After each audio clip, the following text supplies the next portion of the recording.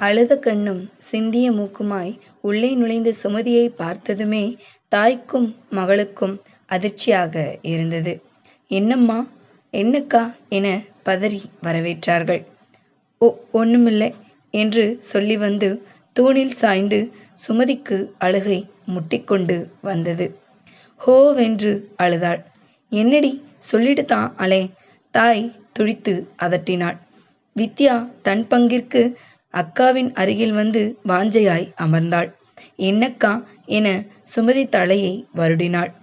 அவர் அவர் என கேவினாள். என்ன சொல்லு. அவர் 2ஆம் கல்யாணம் பண்ணிக்க போறாராம். சொல்லும்போதே துக்கம் தொண்டையை அடைத்தது. ஏன்? இருவரும் ஒரே கேள்வி கேட்டு அவளை அதிர்ச்சியாய் பார்த்தார்கள். திருமணம் முடிஞ்சு 5 வருஷமாச்சு. புள்ளை இல்லை, இனியும் உனக்கு பொறக்காது, இன்னொருத்திய தேடி பெத்துக்கிறேன் என்கிறார் என்று அழுதாள். தாய் சிலையானாள். அதிர்ந்த வித்யாவும் கொஞ்சம் சுதாரித்து, நீ என்ன சொன்னே என கேட்டாள். யார் ஒத்துப்பா? அதெல்லாம் முடியாது. புள்ள வேணும்னா தத்தெடுத்துக்கலாம் என்று சொன்னேன். அதுக்கு அவர் என்ன சொன்னாரு? அதெல்லாம் முடியாது, அது ஏன் வாரிசாகாது, எனக்கு பொறக்கணும் அப்படின்னு சொல்றாரு. அப்புறம் வர்றவ எப்படி இருப்பாளோ, அவ என்ன வேலைக்காரியாக்கி சீரமாரா அடிச்சா என்னால தாங்கிக்க முடியாதுன்னு அழுதேன் என்றாள் தாய். அதுக்கு அவர் ஒத்துக்கிட்டாரா? வித்யா, இல்ல, அந்த பயம் உனக்கு இருந்தா உன் தங்கச்சிய எனக்கு கட்டிவை, உன்னை கண்கலங்காம பார்த்துப்பா அப்படின்னு சொல்றாரு. ஓஹோ! வித்யாவிற்குள் ஏதோ ஒன்று உரைத்தது. நான் ஒத்துக்கல. 2ஆம் தரமா வாழ்க்கப்பட அவளுக்கு எதுவும் தலையெழுத்தில்ல அப்படின்னு சொன்னேன்.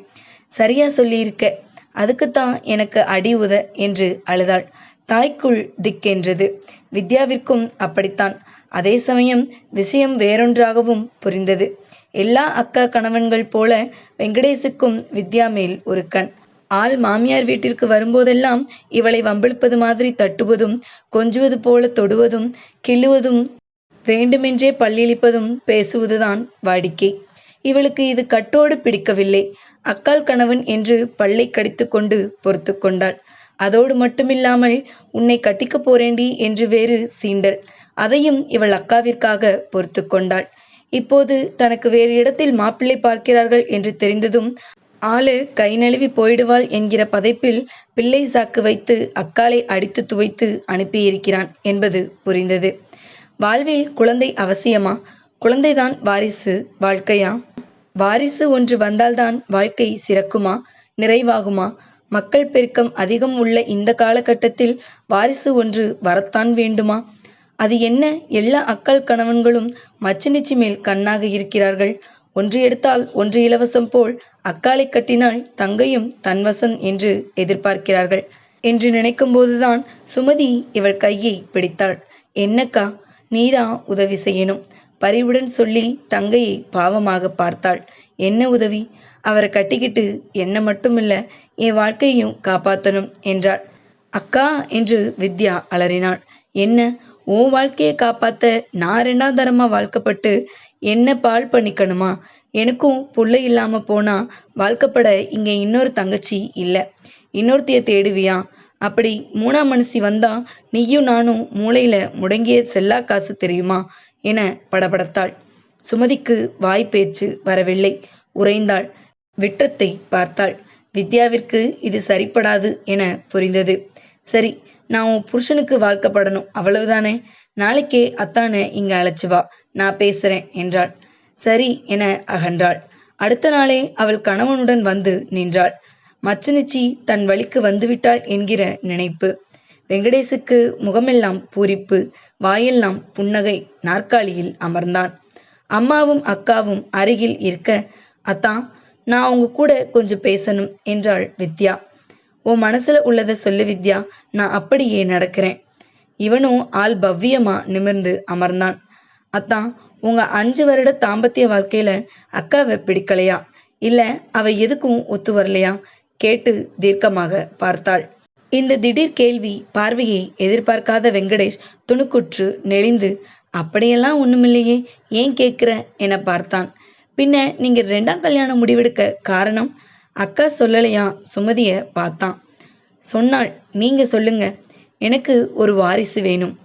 ஆக ஒரு குழந்தைக்காக என்ன திருமணம் செய்கிறீங்க? ஆமாம். உங்க 2 பேருக்கும் ஏன் குழந்தை இல்ல? உங்க 2 பேர்கிட்ட யாருக்கு குறைன்னு மருத்துவ பரிசோதனை செஞ்சு பார்த்தீங்களா? இல்ல. சுமதிக்கு தான் குறை இருக்கும். அப்போ நீங்க கல்யாணத்துக்கு முன்னாடியே குழந்தை பெற்றிருக்கீங்களா? பதில் சொல்ல முடியாத முரட்டு கேள்வி. வெங்கடேஷ் ஆடிப்போனான். சுமதி என தாய் அதட்டினாள். நீங்க சும்மா இருங்கம்மா. இது எங்க 2 பேருக்குள்ள உள்ள பிரச்சனை. மருத்துவ பரிசோதனை செய்யல. அக்கா மேல தான் குறைன்னு அத்தான் அடிச்சு சொல்றாருன்னா, அவர் ஏற்கனவே குழந்தை பெற்றிருக்கணும்னு தானே அர்த்தம்.